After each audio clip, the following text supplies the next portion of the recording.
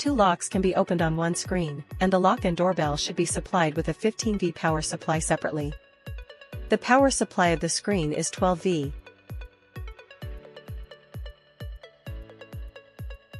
Unlock.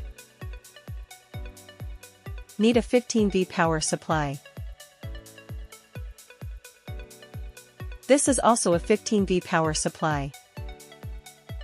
The first lock wiring method.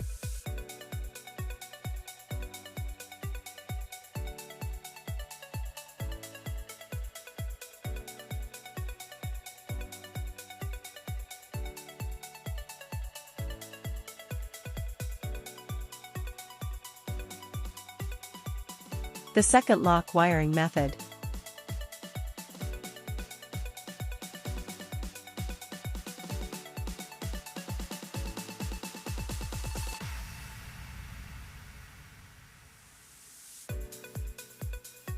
Start unlocking.